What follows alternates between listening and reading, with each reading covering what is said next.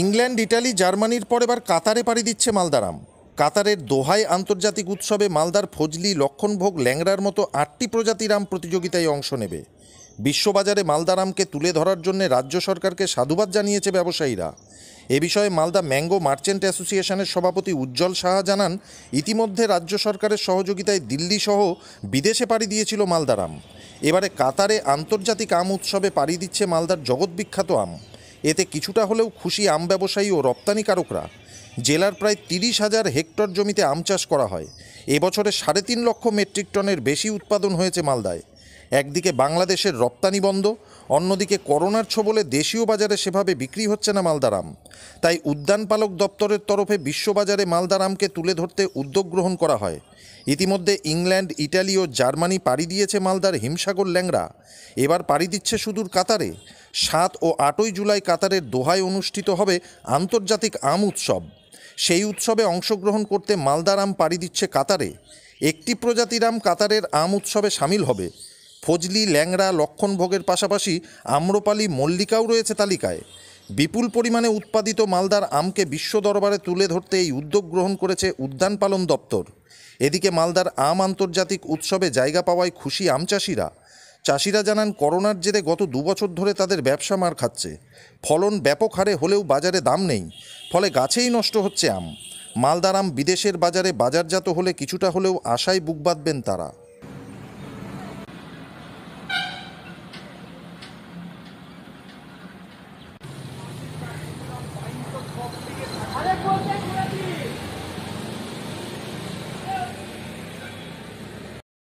এবছর করোনা আবহ আমাদের মালদার আম জার্মানি, ইটালি, লন্ডন বিভিন্ন দেশে গেছে, কিন্তু অত্যন্ত আনন্দের সংবাদ যে এবার কাতারে world wide international mango festival হচ্ছে। সেখানে আমাদের পশ্চিমবাংলার মালদার আম সেখানে রিপ্রেজেন্ট করছে এবং আমরা আশাবাদী যে আমাদের পশ্চিমবঙ্গ থেকে মালদার আম ওখানে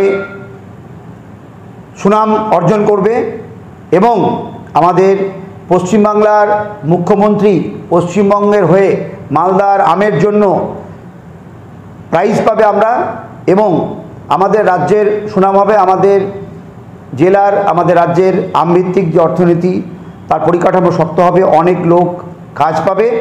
সর্বোপরি বাংলার মুকুটে আমরা world wide international mango festival থেকে আমরা একটা প্রাইজ ছিনিয়ে আনতে পারবো।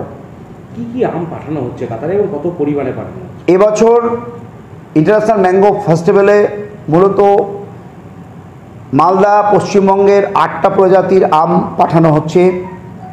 আমাদের মালদার মল্লিকা, আম্রপলি, লক্ষণভোগ, ল্যাংড়া, ফজলি সহ মোট 8টা প্রজাতির আম আমাদের রাজ্য, আমাদের মালদা জেলা থেকে এবার ইন্টারন্যাশনাল ম্যাঙ্গো ফেস্টিভ্যালে যাচ্ছে। এবছর যে ইন্টারন্যাশনাল ম্যাঙ্গো ফেস্টিভ্যাল কাতারে হচ্ছে, দোহাতে হচ্ছে, সেখানে আমাদের মালদা তথা পশ্চিমবঙ্গের আমের যে সুনাম হবে এবং এই সুনাম হওয়ার ফলে আমাদের রাজ্যের এবং আমাদের মালদা জেলার আমের একটা বড় বাজার বিশ্বের কাছে খুলে যাবে এবং যার ফলে আমরা বিদেশের বাজারে আম রপ্তানি করতে পারবো।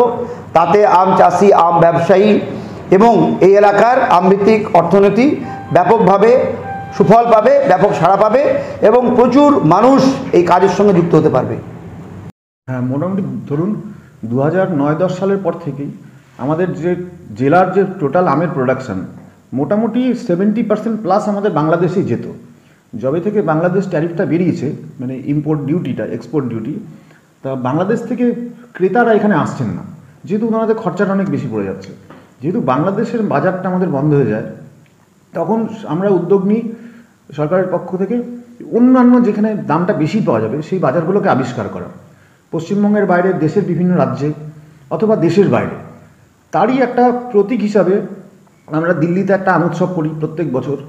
আমাদের কোভিড সিচুয়েশনে 2020 এবং 2021 এই 2 বছর হয়নি, তো তবু আমরা আমাদের যে নতুন মার্কেট দিল্লি বা অন্যান্য রাজ্যে তৈরি হয়েছিল, মার্কেটটা যেন আমরা বজায় রাখতে পারি, তার জন্য আমরা কিন্তু আম পাঠিয়েছি।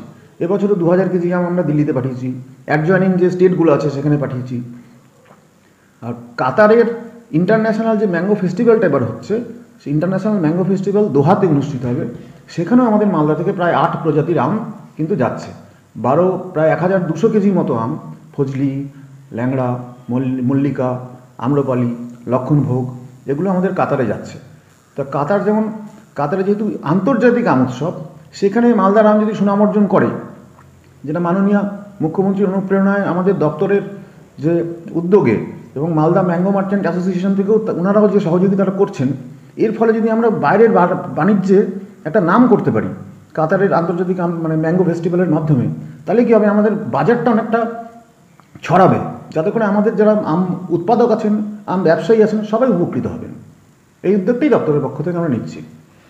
এবছর আমাদের অ্যাপেডা এনলিস্টের যে সমস্ত এক্সপোর্টার আছেন, ওনারা ইংল্যান্ডে আম নিয়ে গেছেন, ইটালিতে আম নিয়ে গেছেন, জার্মানিতে নিয়ে গেছেন, লাস্ট অব্দি আমাদের কাতারে যাচ্ছে দোহায়। এই যে আন্তর্জাতিক বাজারে মালদার আমকে পাঠিয়ে তুলে ধরা, কতটা সুবিধা হবে মালদার আমের বা মালদার আমের?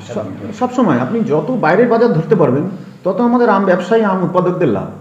পশ্চিমবঙ্গের মধ্যে এইটুকু বাজারে আবদ্ধ না থেকে যত আমাদের আম বা আমজাত যে কোনো পণ্য আমরা যদি রাজ্যের বাইরে অন্যান্য, ধরুন দিল্লিতে আমাদের আম, যে হিমসাগর ল্যাংড়া আমাদের এখানে 20 টাকা 25 টাকা বিক্রি হয়, দিল্লিতে আমরা দাম পেয়ে যাচ্ছি 100 টাকা কেজি।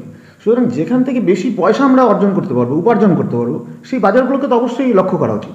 ওই বাজারগুলোকে টার্গেট করে আমাদের ধরতে হবে, যাতে আমরা এই ব্যাপক যে প্রোডাকশন 3.5 লক্ষ মেট্রিক টন থেকে 4 লক্ষ মেট্রিক টন, এই ব্যাপক প্রোডাকশনটাকে আমরা ঠিকঠাক জায়গায় পাঠাতে পারি এবং আমাদের আম চাষিরা সেই লাভটা পান।